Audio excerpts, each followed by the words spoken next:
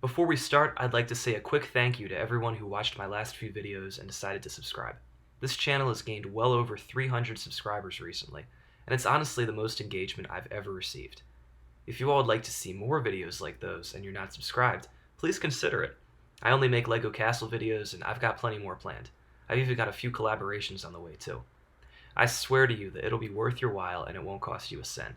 And of course, as usual, what I said last time is still true.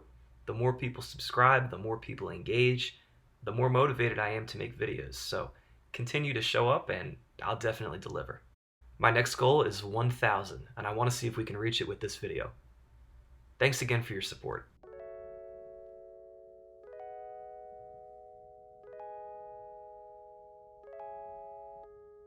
There haven't been many fantasy-type elements in the most recent few castle sets.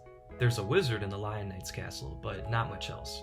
This makes sense because LEGO was referencing the days of the Crusaders and Black Falcons with those sets, and those themes didn't really have any fantasy going on with them. It would be revisionist history to pretend otherwise, and it doesn't really jive with those two themes anyways. The wizard in the castle set was inspired by Magisto, the leader of the Dragon Masters, so even there he's obviously out of place.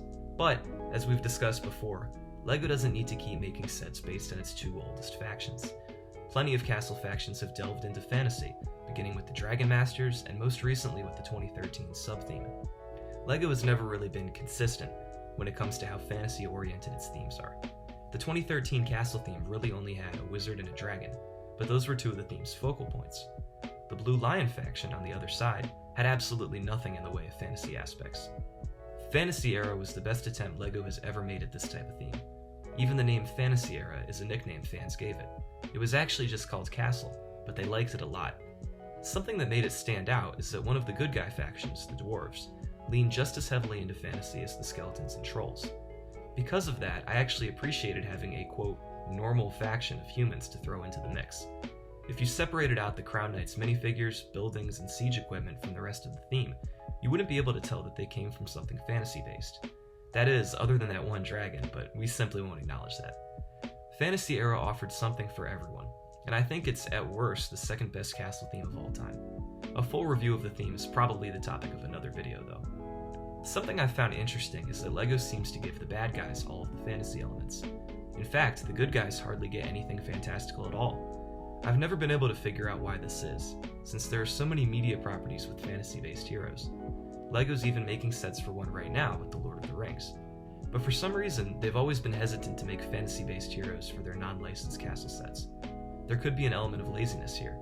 Since Castle seems to sell well enough, why take a risk by stepping outside of the box and trying something different? We know that they're more than happy to reuse and recycle Lion Knights just to stick to the status quo. To cut them more slack, maybe they just don't test well with kids. There's an interesting interview on ClassicCastle.com from 2007 that goes into fantasy elements. I wish I could pull it up, but the site's down right now. In the interview though, a set designer talks about how kids want fantasy characters, but overwhelmingly they want them to be villains. When it comes to heroes, they want humans. I don't know if this is still true, but that's how it was then. If you think about it, it makes a lot of sense. Kids are going to want to put themselves in the shoes of the good guys, and making them human makes them more relatable. I can understand LEGO's thought process if that's the case. But there's a way to have human knights while still switching things up a bit. A couple of videos ago, I talked about how LEGO needed some new faction ideas instead of making Lion Knights over and over. A lot of you replied that you would like to see Griffin Knights, and I think that's a great idea.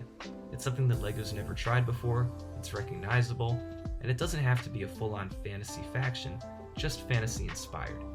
Now if they wanted to go full fantasy and make actual griffins, that would require some new molds. Unfortunately, these molds tend to drive up the prices of sets, especially if they're for larger creatures. LEGO could get around this by making brick-built creatures, which goes more with their recent revival anyways. But again, these take up a lot of tiny pieces that drive up the piece count as well as the price. LEGO doesn't seem to care about the size of pieces when calculating price per piece, so in the end, you'd actually end up getting less than you paid for. That's also a topic for a separate video though. I'd like to hear from you guys. What would you like to see in terms of fantasy elements in the next castle theme? Would you want to see anything fantasy related, and if so, what? Share your faction and set ideas in the comments below. Some of the most interesting ones might make it into a part 2 of this video, just like the faction ideas made it into this one. Again, Leave your comments below, and at the very least, I'll respond to you. Thank you guys so much for watching. I appreciate it. If you want to subscribe, I'd appreciate that too. I've got more coming. Thank you guys again.